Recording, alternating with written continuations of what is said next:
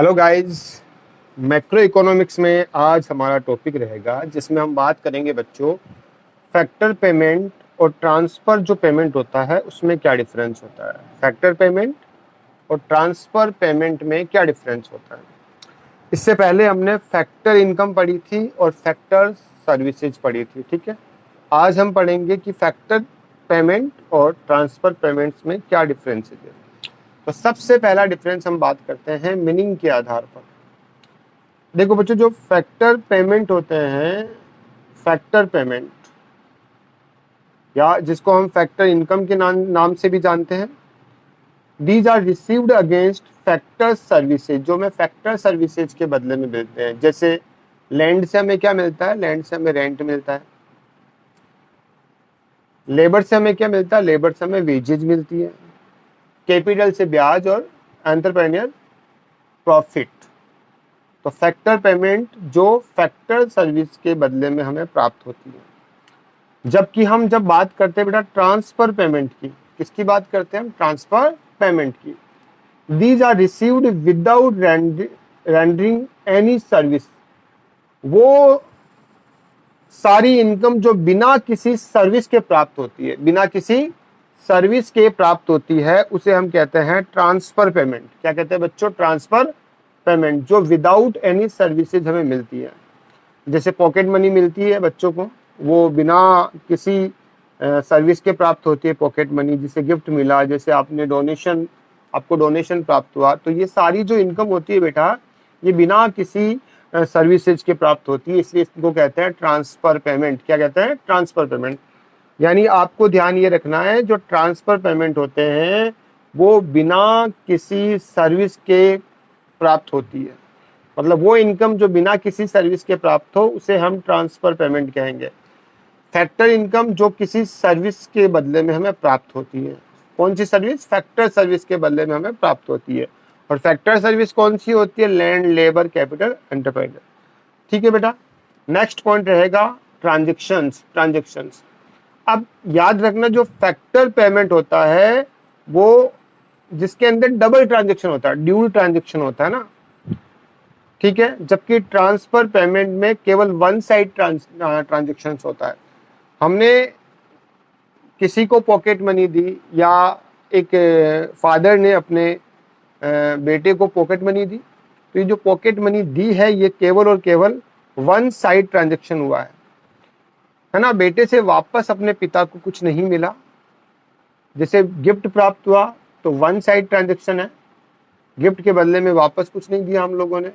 Donation मिला तो donation one sided transaction हो गया।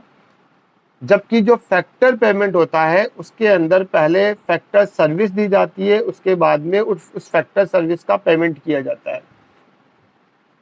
तो यहाँ पर जो ट्रांजेक्शन हो रहा है वो बाईलेटरल ट्रांजेक्शन है। कौन सा ट्रांजेक्शन होता है, बाईलेटरल ट्रांजेक्शन। बाईलेटरल मतलब होता है जो डबल साइड होता है, वन साइड नहीं होता है। कौन सी साइड होता है, टू साइड ट्रांजेक्शंस होते हैं इसमें। बायलैटरल ट्रांजेक्शन मतलब होता है टू साइड ट्रांजेक्शंस। वो वाली बात है, इस साथ दो और इस साथ लो। जबकि ट्रांसफर पेमेंट में, ट्रांसफर जो पेमेंट होता है उसके अंदर यूनिलैटरल ट्रांजेक्शन होता है। कौन सा ट्रांजेक्शन होता है, यूनिलैटरल ट्रांजेक्शंस, ठीक है। तो फैक्टर पेमेंट में बायलैटरल ट्रांजेक्शन होता है। बायलैटरल ट्रांजेक्शन का मतलब होता है two side transactions. Unilateral transaction का मतलब होता है ओनली वन साइड ट्रांजेक्शंस।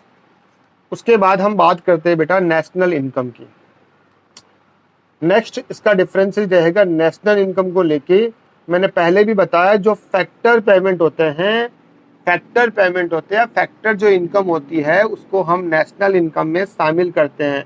तो factor income is considered in national income. Factor income national income में शामिल होती है। फैक्टर इनकम किस में शामिल होती है, नेशनल इनकम में। जबकि जो ट्रांसफर इनकम है is not considered in national income. Transfer जो इनकम होती है वो नेशनल इनकम में शामिल नहीं होती है, नेशनल इनकम में शामिल नहीं होती है। तो जब हम इन नेशनल इनकम कैलकुलेट करेंगे तो उसके अंदर सिर्फ और सिर्फ हम फैक्टर पेमेंट या फैक्टर इनकम को ही शामिल करेंगे, ट्रांसफर इनकम को शामिल नहीं करेंगे। नेक्स्ट पॉइंट, इसके एग्जांपल्स होते हैं जैसे रेंट, वेजेज, इंटरेस्ट, प्रॉफिट।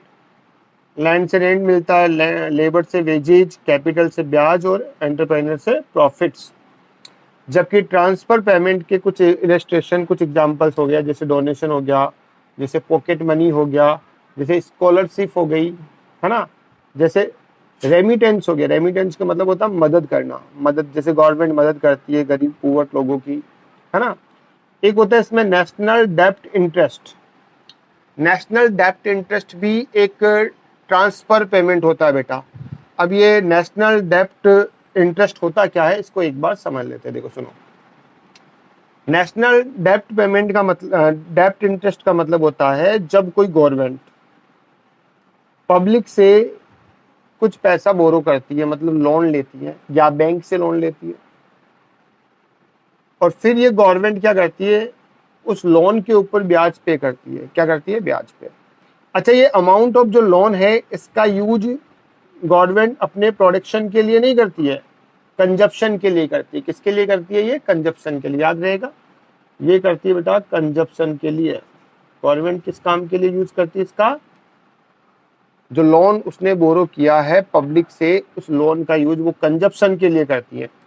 तो ऐसी स्थिति में जो ये ब्याज पे किया जाता है ना, ये जो इंटरेस्ट पे करेगी गवर्नमेंट इस लोन के ऊपर, इस इंटरेस्ट को ही हम नाम देते हैं बेटा नेशनल डेप्ट इंटरेस्ट। अब बच्चों आपको तो सिर्फ ये याद रखना है, ये नेशनल डेप्ट इंटरेस्ट जो होता है वो एक प्रकार की ट्रांसफर इनकम होती है। क्या होती है? Transfer income. वो जो एक छोटा सा लेक्चर था ये, जिसके अंदर हमने फैक्टर पेमेंट और ट्रांसफर पेमेंट में क्या डिफरेंसेस होता है उसके बारे में जाना। थैंक यू बच्चों।